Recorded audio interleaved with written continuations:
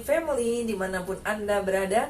Semoga Anda semua dalam kondisi sehat ya, seperti kami di sini, dan tentunya tetap bersemangat ya. Di bulan Oktober lalu kita pernah bahas mengenai masalah yang pada wanita ya.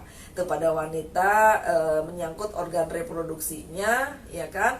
Nah, kalau sekarang kita sentil sedikit nih dari gendernya Pak Oni, dari gender laki-laki. Jadi sebenarnya problemnya pada laki-laki itu juga ya ada, bahkan juga banyak juga sih begitu ya.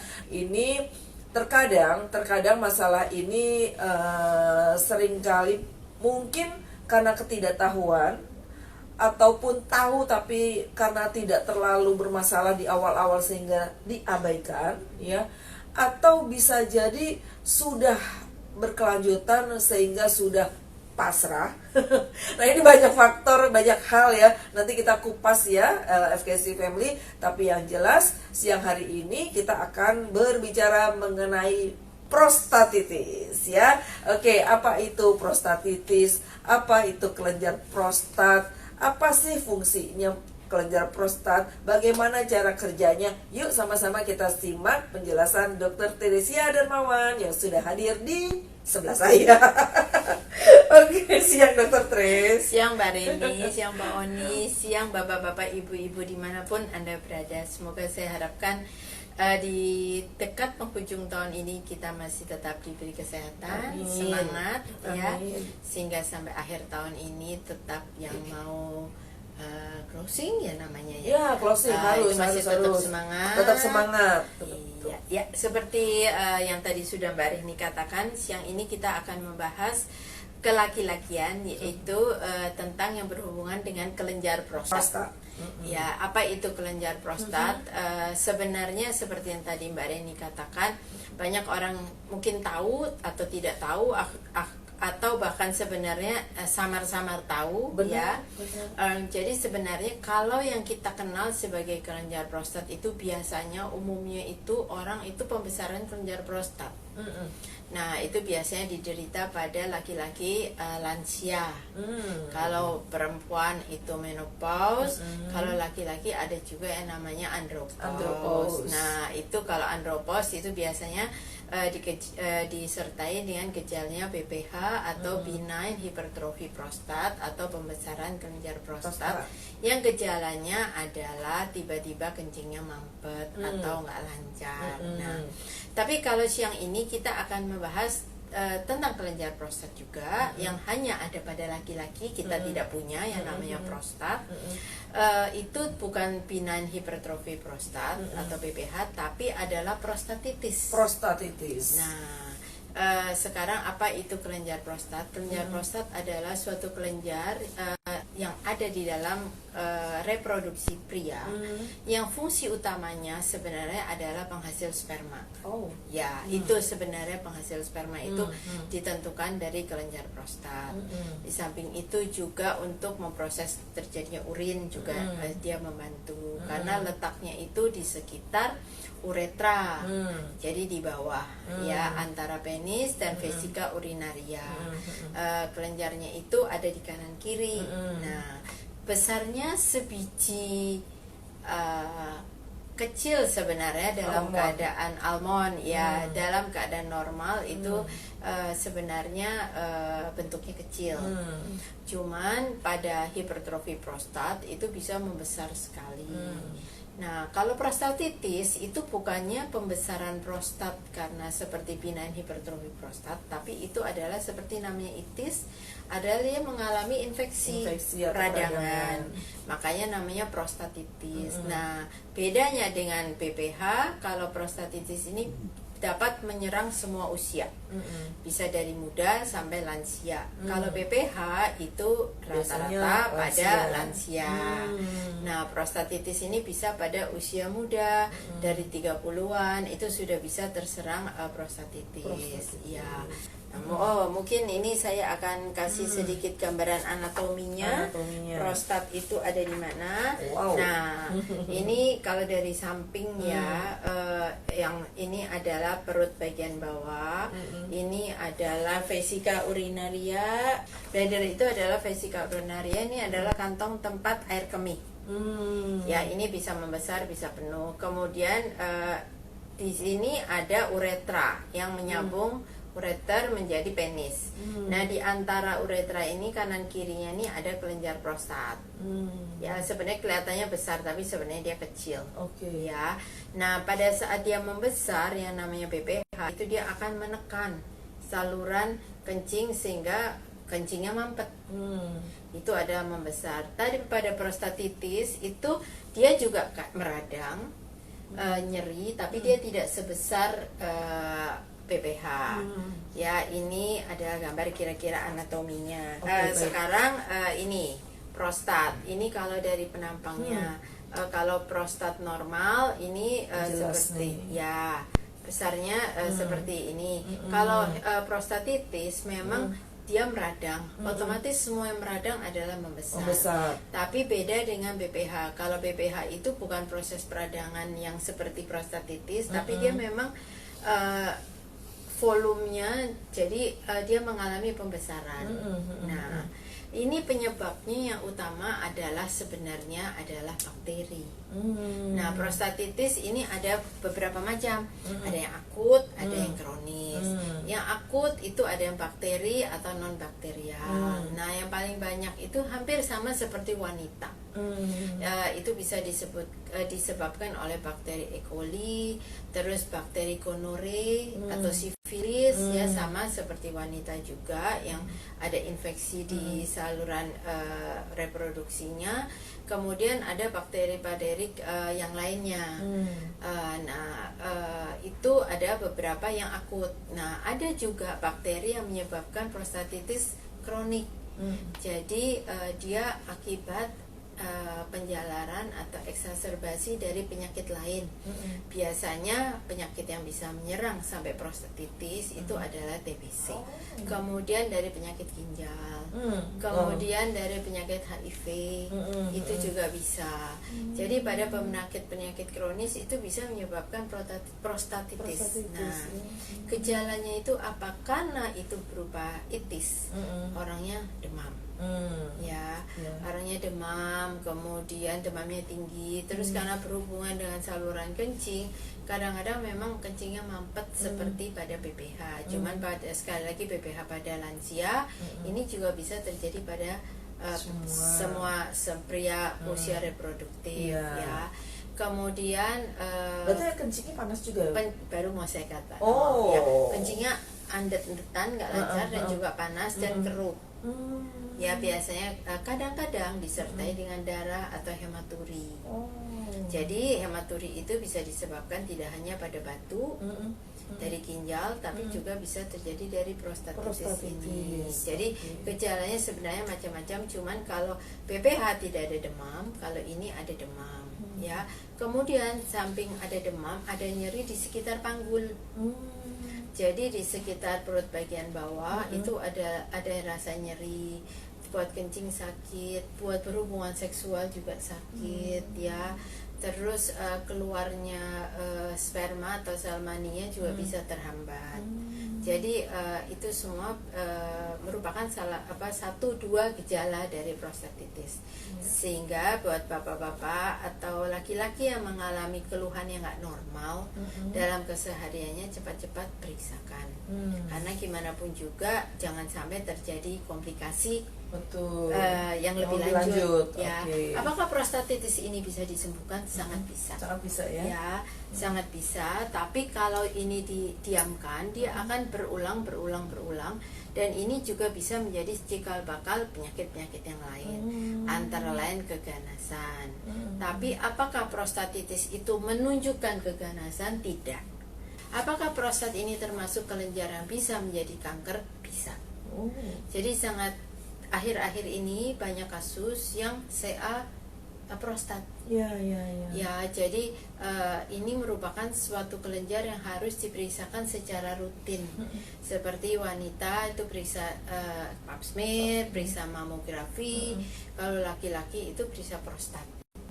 Yaitu dengan antara lain corok dubur atau dengan pemeriksaan PSA. PSA itu adalah prostat specific antigen.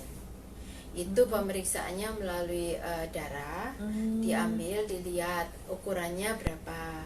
Kalau di bawah 4 normal, di atas itu mulai PSA-nya tinggi. Nah, kalau PSA tinggi itu dikhawatirkan bisa terjadi ada faktor tumor marker dari CA prostat.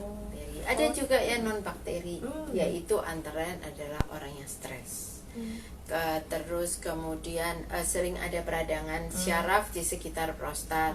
Kemudian sering adanya cedera, bukan sering ya, bisa aja cedera yang ada di sekitar ini, misalnya bisa jadi kecelakaan atau ketendang atau kepantuk ya, terutama ketendang pada saat olahraga. Jadi jangan dientengin kalau anak-anak kita punya anak-anak laki-laki yang sedang bola, sering kan ketendang, bola. Betul. Itu rasanya nyer-nyeran ya kadang-kadang. Nah, itu jangan didiamkan. Kalau ternyata demam, takutnya terjadi prostatitis. Terus juga bisa akibat dari orang-orang yang sering bergonta-ganti pasangan.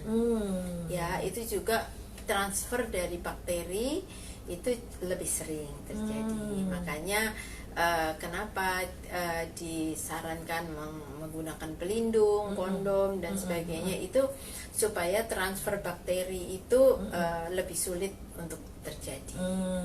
Faktor risiko terjadi prostatitis itu antara lain, kenapa? Karena itu adanya di saluran kencing dekat uretra, prostat itu juga sering terjadi pada orang-orang yang sering kateter. Biasanya pada orang sakit lama yang harus bed rest, yang nggak bisa bangun-bangun, dipakaikan kateter. Nah, efek dari kateter juga bisa menyebabkan prostatitis. Kemudian pria dewasa atau itu semuanya bisa terkena ya. Kemudian tadi saya sudah sebutkan pada HIV, AIDS itu bisa juga. Terus sering mengalami UTI atau urinary tract infection, itu juga bisa mengakibatkan faktor risiko terjadi prostatitis. Kemudian orang yang pernah terjadi prostatitis terus itu berulang, lebih gampang untuk kayaknya rentan untuk terjadi itis. Walaupun itu sudah diobati. Diobatinya harusnya itu sembuh. Tapi kadang-kadang orang itu sudah nyaman, stoplah antibiotiknya. Betul. Antibiotik yang harus diminum mungkin 5 hari sampai seminggu, baru 2-3 hari enak langsung stop. Makanya itu sering terjadi relapse. Kambuh lagi. Iya. Kemudian adanya trauma pada pelvis, yaitu terutama pada selain tadi main bola, ketendang, pada orang-orang yang sekarang lagi yaitu main sepeda. Itu gesekan pada pelvis itu sangat berat, sehingga pada quasar atau bikers itu harus pakai celana khusus, celana pelindung untuk menopang buat Jakar dan teman-temannya ya, karena pada laki-laki itu di daerah itu tuh banyak aksesorisnya. Iya, betul. Dan saling menggelantung. Karena dia di luar gitu. Betul, sehingga harus diproteksi. Jadi jangan dianggap enteng. Kalau wanita kayaknya di dalam semua. Kalau pria itu di luar semua. Mungkin Tuhan dulu lucu-lucuan, saya nggak tahu. Iya, oke. Tadi gejalanya itu nyeri, demam, PAK-nya atau kencingnya bisa tersendat, bisa kadang-kadang keruh, berdarah, atau kadang-kadang bernanah. Kalau infeksinya ini sekali kuat ya. Kemudian adanya inkontinensia uri, yaitu buang air kencingnya itu nggak bisa ditahan. Jadi begitu kebelet kencing, kok kayak orang tua tiba-tiba udah ngeceret. Itu adalah klepnya di situ tuh udah seperti dol, padahal itu karena adanya infeksi. Jadi sebenarnya itu bukan dol, tapi karena adanya infeksi sehingga ada yang menekan di daerah sana. Terus nyeri pada selangkangan, perut bagian bawah, karena pinggang, kemudian nyeri pada saat ejakulasi. Ya, pada orang prostatitis juga ejakulasi agak kesulitan. Oh gitu. Ya, jadi bila ada orang-orang yang ejakulasi kayaknya sudah mau keluar, tapi kok nggak susah-susah gitu, terus ada yang nggak enak karena disertai nyeri, hati-hati, jangan-jangan Anda mengalami prostatitis itu. Jadi nggak usah malu untuk ke dokter, karena ya itu yang bisa tahu dan bisa mengarahkan yaitu dokter untuk memberi pengobatan yang lebih tepat. Benar. Jadi sekali lagi jangan berobat sendiri, jangan ngobatin sendiri. Kenapa? Bila mengalami pengobatan sendiri nanti adanya penyembuhan false penyembuhan, jadi penyembuhan semu palsu, karena gejalanya sudah hilang sehingga tapi padahal sebenarnya itu penyakitnya belum hilang, masih ya. ada.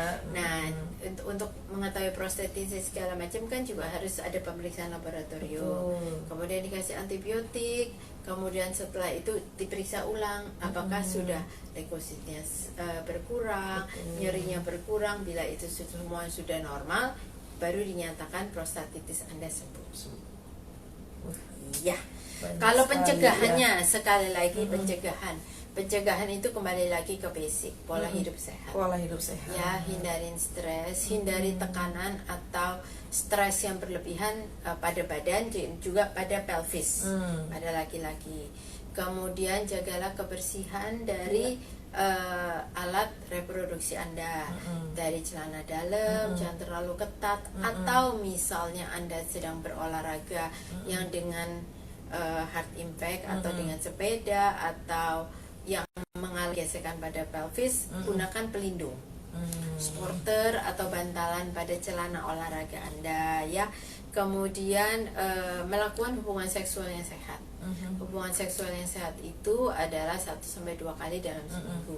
Kalau berlebihan juga tidak baik, kekurangan juga bisa katanya merangsang timbulnya juga kelainan pada prostat, karena yang dihasilkan dari prostat tadi spermanya itu tidak tersalurkan dengan baik. Kemudian minum air putih yang banyak, ya. PAK-nya juga jangan ditahan. Kemudian yang tidak terpenting adalah makanan banyak sayuran, buah, dan juga ditambah suplemen yang untuk meningkatkan imunitas dan menjaga kesehatan juga termasuk dari prostat. Jadi terus terang karena kita semua anggota keluarga FGC, dari produk-produk FGC ini juga ada yang bisa menjaga kesehatan dari alat reproduksi, termasuk reproduksi pria. Nah, sebelum masuk ke nutrastikal kita atau suplemen kita, saya ada pertanyaan sedikit, Dr. Tris. Tadi Dr. Tris kan sampaikan kalau misalnya mau olahraga atau apa, ini kalau bisa ya dilindungi lah, misalnya ya pakai celananya mungkin celana Sporter, khusus ya, yang memang agak bantalan, ketat ya, yang istilahnya bisa ya, yang tadi tergantung-gantung itu bisa diamankan gitu ya. Tapi kalau misalnya pertanyaannya nih sebaliknya ya, kayak Pak Oni kan sering banget nih pakai jeans nih, Dr. Tris. Nah, apakah itu juga bisa menyebabkan terjadinya si prostatitis ini? Semua celana yang terlalu ketat, apalagi di udara juga, kita udaranya panas, lembab gitu, terlalu ketat, termasuk jeans, terus jarang dicuci, itu bisa. Seperti pada sama-sama laki-laki dan perempuan yang tukar celana dalamnya itu tidak yang bersih gitu ya. Ada katanya dibalik atau Pak Oni sampai site apa Pak? A B C D E ABDA. Jadi terus terang mungkin memang celana jeans itu sebenarnya nyaman, tapi kalau terlalu ketat pun memang tidak baik. Betul. Ya, apalagi kalau yang bekerjanya kebetulan mungkin kalau Pak Oni enak, nyaman, ada AC, mungkin kelembapannya lebih terjaga. Tapi kalau yang di luar, apalagi belakangan ini panas gitu ya. Terus kalau pakai celana yang terlalu ketat, keringetan, kering. Nah, itu yang bisa menyebabkan lembab yang berlebihan. Semua kelembapan itu bisa ada bakterinya. Iya, betul, Ya, betul. seperti kalau baju dicuci nggak Nggak kering, kering, bau, bau. itu kenapa? Itu karena ada bakteri. Bakterinya. Iya. Oke, oke, Seperti oke. kayak bikin tempe dilembabin, Iya, timbullah betul. Iya, aroma itu. sehingga itu semua sebenarnya sama saja. Oke. Jadi sekali lagi, kalau untuk berolahraga gunakanlah sporter atau pakaian olahraga yang sesuai. Ya, jangan betul. terlalu longgar juga, Benar. jangan terlalu kencang juga. Kemudian jangan lupa ya cuci. Kenapa? Karena Keringat, benar. keringatnya itu akan nempel di situ. Apalagi baju olahraga segala macam kan sebenarnya lebih cepat kering. Iya. Ya, jadi benar. harus jaga kebersihan juga pada orang-orang yang berolahraga, walaupun olahraga itu mutlak harus diperlukan. Oke. Ya. Ya. Nah, Di sekarang depan ini masuk. ada Ya. rentetan. Ya, ada yang gede sejumlung, ada yang biasa. Oke, mau saya Mbak Reni? Dokter Tris Oke. boleh. Nah, kalau di sini adalah kita kembali lagi tentang Well Series. Nah, kembali lagi adalah beberapa produk yang memang keseharian kita harus mengkonsumsi. Karena sekali lagi suplemen itu bukan obat. Ya. Suplemen itu adalah tambahan makanan sehari-hari kita, sehingga makanan kita yang nutrisinya itu kurang atau kandungannya itu kurang bisa dilengkapi dari suplemen itu. Jadi sekali lagi suplemen itu harus digunakan secara rutin, seperti kita makan itu kita rutin, bukan menempatkan suplemen sebagai obat atau pengganti obat. Nah, kalau yang di sini berjajar botol-botol yang sebenarnya rutin kita minum, ada Tridans, Yes. ada Ingenium, ada Carmax, ya. Nah, satu-satu. Kalau Tridans, kembali lagi, Tridans itu adalah 3 antioksidan yang mungkin saya rasa hanya kita yang punya Betul. antioksidan, Betul. triple antioksidan. Betul banget, Ya betul, kan? betul, Kalau di betul tempat banget. lain mungkin Satu. ibu-ibuan, ibu-ibuan ya. Kalau ini adalah memang benar-benar produk itu emang adalah antioksidan. Antioksidan. Nah, antioksidan ini adalah memang merupakan salah satu untuk menjaga radikal bebas. Tujuannya adalah supaya kita sedapat mungkin tidak menyerap radikal bebas, tapi membuang radikal bebas. Nah, tujuannya radikal bebas itu semoga kita jauh dari keganasan atau sel kanker. Dan prostat ini kalau didiamkan dari prostatitis yang berulang itu bisa menjadi keganasan. Ya, jadi dari Tridans selain untuk alat reproduksi, ini juga baik untuk keseharian kita. Benar. Dalam keadaan apapun juga, untuk imun kita. Jadi ini termasuk ke dalam apa Mbak yang namanya Ini daily daily consume. consume atau yang kudu Harus dikonsumsi ya, sehari-hari. betul. Kemudian kalau dari Ingenium, Ingenium itu juga mengandung zat-zat selain ada A, B, C, D, E-nya, juga ada lycopene. Lycopene itu juga bisa menjaga supaya kita jangan terjadi keganasan juga. Iya, betul. Ya. Tapi di samping itu juga ada zat-zat lain yang untuk jadi antioksidannya juga, daya tahannya juga, sehingga kembali lagi prostatitis ini juga berhubungan dengan daya tahan. Ya, Kalau daya tahan kita baik, tidak gampang terjadi itis-itis itu. Iya, benar. Ya. Ataupun tidak gampang terjadi keparahan gitu ya, Dok Ya, ya. sama termasuk ke dalam vitamin C. Iya, Ya, betul. karena gimana pun juga vitamin C ini fungsinya seperti kita ketahui adalah untuk pembentukan sel baru yang lebih bagus. Benar. Jadi di sini ada beberapa vitamin C, juga kita juga punya produk vitamin C yang baru, di Ingenium juga ada. Ya. Kemudian Join Again. Kenapa Join Again dimasukin Join Again kalau di prostatitis? Nah, Kenapa, Dok? karena di dalam Join Again itu ada kunyit Oh, ya, oke. atau turmeric yang iya, kita iya, ketahui iya. sebagai anti peradangan. Anti-peradangan. Prostatitis adalah termasuk ke dalam peradangan. Jadi semua peradangan kalau zaman dulu itu emak-emak kita, nenek-nenek kita itu kasihnya jamu kunyit. Oh iya, Ya kan, betul. supaya anti peradangan. Anti peradangan ya. Tujuannya sih ke sana ya. Betul, Oke. betul. Terus kalau liverite, kenapa liver itu masuk? Biasanya ini masuk ke dalam hati, karena di dalam leverette itu ada zat yang namanya astragalus. Tanaman astragalus ya. Astragalus ya, membantu kerja melancarkan saluran kemih. Oke. Ya, sebenarnya seperti astragalus itu mungkin seperti kecibeling sama kumis Ya, kecil, herbal-herbal yang gitu ya. herbal-herbal itu. Nah, yang sejemblung ini adalah protein. Ya. Wondermil ya, FKC family. Karena dia bentuknya besar, jadi Nggak tahu jemblung ya. Iya, dokter tuh sekarang bilangnya si Oke. jemblung. Ini mengandung protein tinggi, yaitu asalnya dari Kedelai. kedelai.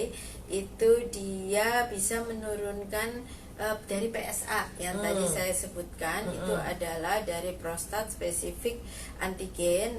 Itu adalah sesuatu yang diperiksakan untuk prostat. Kalau dia lebih tinggi dari normal, itu menandakan prostat Anda ada sesuatunya. Nah, pada kedelai ini bisa menjaga kesehatan dari prostat kita. Yes. Dan kembali lagi, yang setiap kali ingin saya katakan adalah suplemen itu bukan obat, tapi suplemen itu bisa membantu, memang benar-benar bisa membantu untuk kesehatan dari kita. Jadi untuk imun kita menjadi lebih baik, untuk seperti yang tadi Mbak Reni katakan, from head to toe, jadi dari ujung kepala sampai ujung rambut itu bisa, ujung kaki ya, itu bisa diminimalkan dengan suplemen yang baik, yaitu makanan yang sehat ditambah dengan suplemen yang sesuai dengan kebutuhan kita. Iya. Oke, FKC family, sampai di sini jumpa kita. Tetap sehat, tetap semangat ya. Kita ketemu lagi di bulan depan dengan tema dan topik tentunya yang lebih menarik, yang berbeda ya. Oke, salam sehat dari kami. Salam FKC. Assalamualaikum warahmatullahi wabarakatuh. Bye bye.